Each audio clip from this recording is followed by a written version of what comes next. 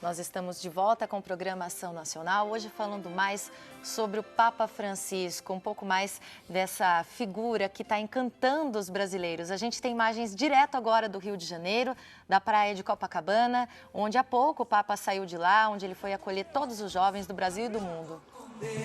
Manos arriba con nosotros.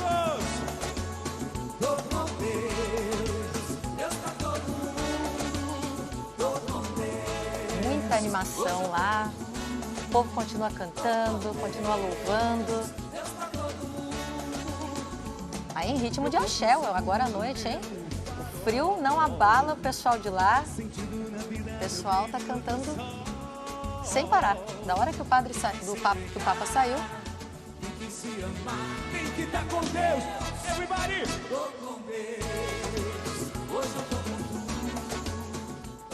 Nós estamos com Deus também, hoje com o Papa Francisco, conversando mais sobre essa figura tão importante da Igreja.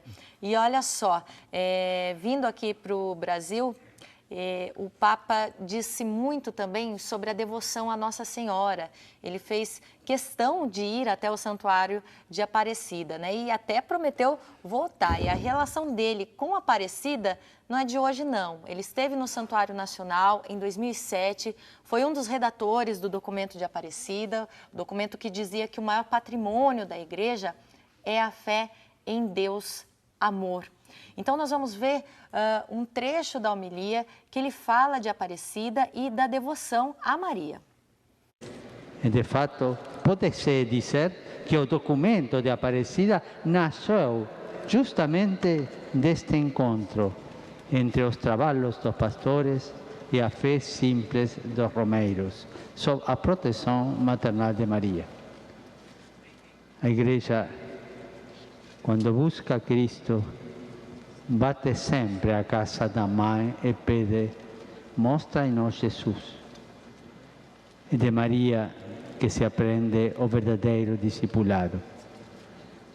E por isso a Igreja sai em missão sempre. Chama muita atenção porque, falando de Maria, ele reforça também o papel da mulher na Igreja. Dá para se fazer uma relação com isso, professor Lindolfo?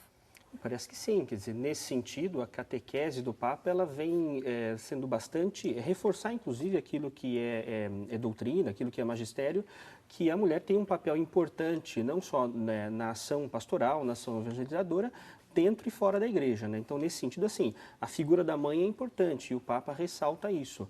Agora, como que ele vai trabalhar isso é uma questão que vai depender do desenvolvimento que ele deve dar nos próximos, no desenrolar do seu trabalho, né? Olha, tem um livro sobre o céu e a terra que foi feito quando o Papa Francisco ainda era cardeal e ele acredita muito no papel da mulher, como a gente disse agora, como acolhedora da sociedade, Padre Guido, e afirma que a mulher, por não exercer o sacerdócio, ela não é menor que o homem, né? Ele ainda fala que uma comunidade sem a mulher é uma sociedade austera, dura e sacralizada. Forte isso, né? Ok.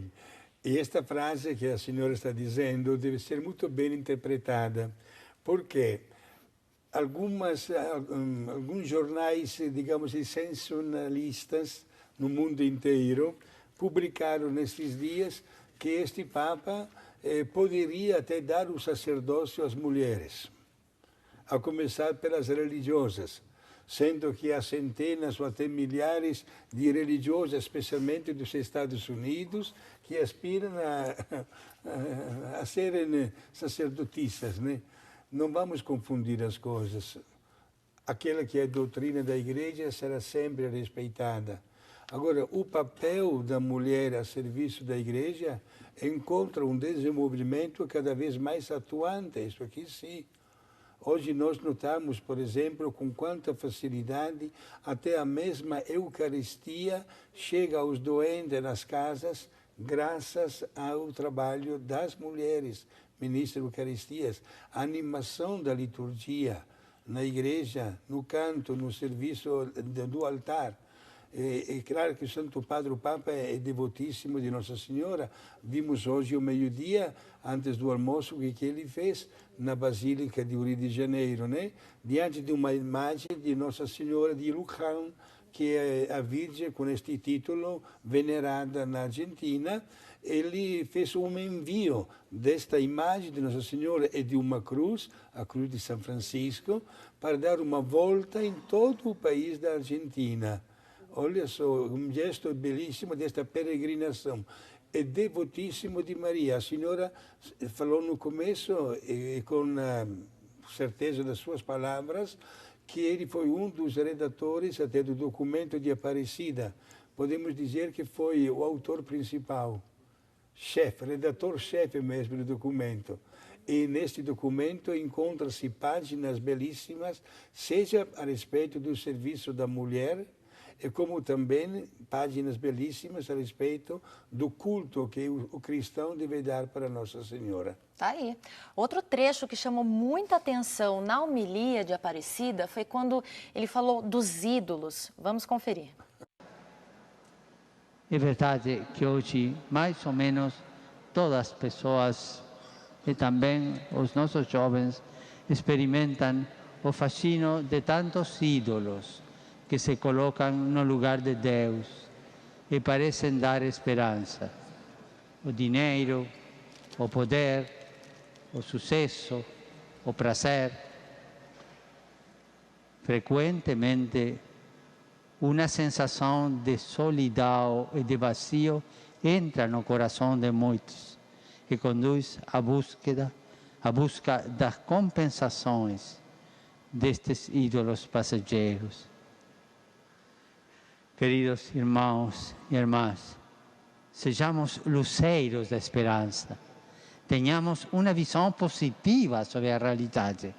Encorajemos a generosidade que caracteriza os jovens, acompanhando-les no processo de se tornarem protagonistas da construção de um mundo melhor.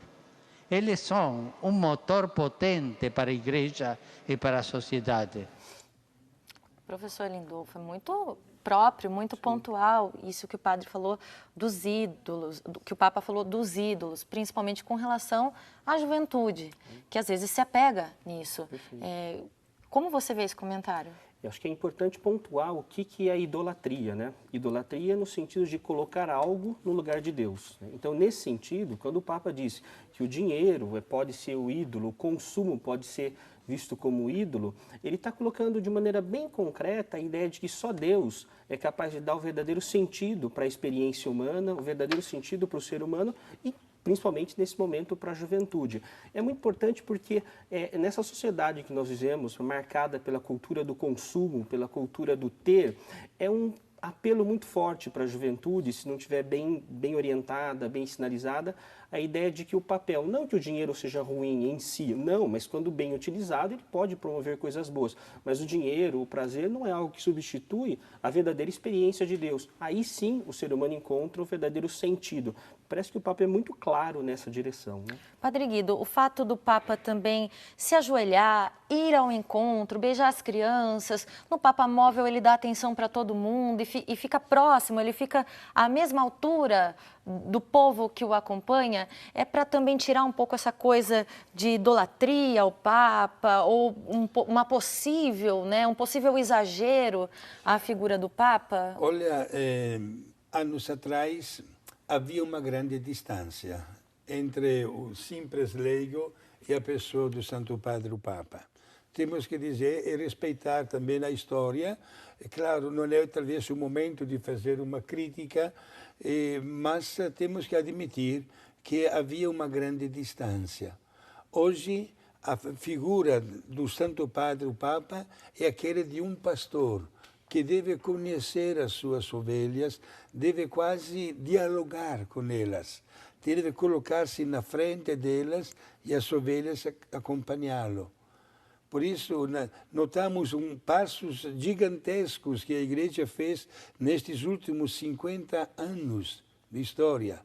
Por exemplo, o saudoso Papa Pio XII foi Papa 19 anos, nunca saiu do Vaticano.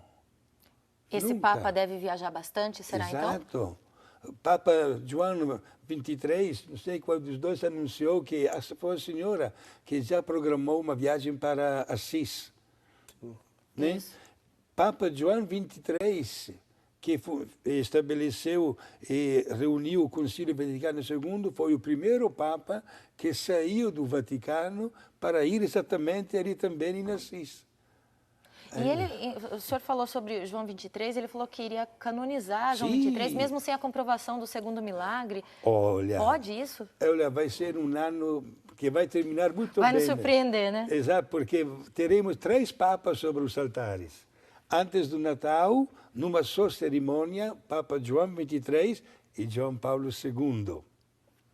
E no começo do ano, em janeiro, Papa Paulo VI será beatificado. Não está esperando pelo segundo milagre. Isso não significa abrir uma exceção, porque está no poder do Santo Padre. Ele pode fazer isso. Pode fazer isso. E alguma coisa me diz que este Papa vai deixar como legado aqui no Brasil mais uma coisa. Sinto isso dentro de mim, talvez pelo fato que, porque trabalhei já em 5 processos de santos, ele vai canonizar a Albertina Beckenbrock, aquela menina de 12 anos brasileira, mártir da pureza, que já é beata. Não vai esperar pelo milagre. Quem beatificou esta menina foi exatamente o Papa Bento XVI, como legado da sua visita. Bom, o Papa tem esse poder e nós vamos aguardar aqui com muita expectativa. Sim. Quero reforçar você de casa, que tem sorteio no final do programa. Participa, tá? E-mail, telefone, é o livro e depois a medalhinha para Facebook e Twitter. Antes do intervalo, a gente vai direto com imagens do Rio de Janeiro. A cantora Jaque está fazendo um show lá muito bonito e está agitando todo mundo que participou agora há pouco da cerimônia de acolhida ao Papa Francisco. Para com